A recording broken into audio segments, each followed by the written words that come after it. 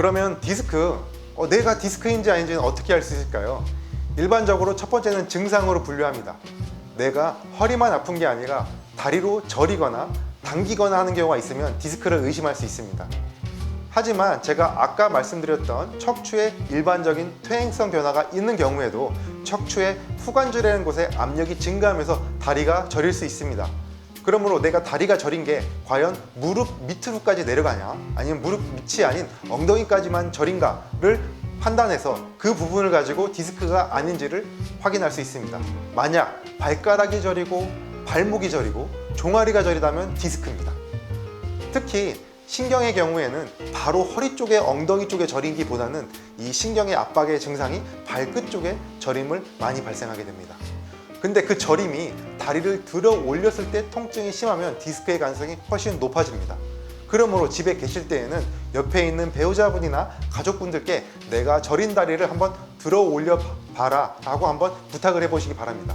이 SLR이라고 표현하는데 다리를 들어 올리는 각도가 좋아지면 좋아질수록 디스크가 좋아지고 있구나 생각하시면 됩니다. 방금 전까지 말씀드린 부분은 감각신경 손상을 확인하는 것입니다.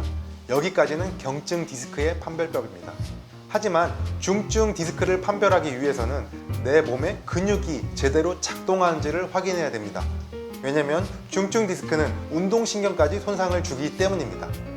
이걸 판별하기 위해서는 걷기를 해봐야 합니다. 일반 걷기가 아니라 발끝으로 걷기, 그리고 발 뒤꿈치로 걷기를 해봐야 합니다. 약 20초에서 30초 정도 발끝이나 발 뒤꿈치로 걸을 수 없다면 이는 운동신경이 손상된 것입니다. 이 두 가지 걷기는 일반적으로 디스크 탈출증이 발생하는 90% 이상인 요추 4, 5번 사이, 그리고 요추 5번, 척추 1번 사이의 신경을 눌렀을 때 발생하는 증상입니다. 근데 이런 발에 힘 빠지는 증상이 급속으로 온 경우, 이런 경우에는 수술이 필요할 수도 있습니다. 48시간 안에 수술을 하게 되면 이 근육에 힘이 돌아오기 때문입니다. 하지만 내 이 근육의 힘 빠짐이 48시간 이전에 진행됐고 언제 빠졌는지 모르는 경우에는 사실은 지금 당장 수술하실 필요는 없습니다.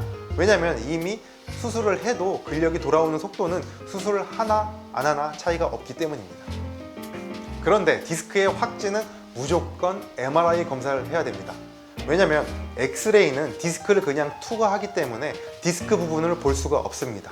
그러므로 MRI 촬영을 통해서 디스크가 정확하게 어느 부위에 얼마만큼 튀어나와 있는지, 그리고 내 디스크의 퇴행성 변화는 얼마가 있는지 확인해야만 우리가 치료 예후를 잡을 수가 있습니다.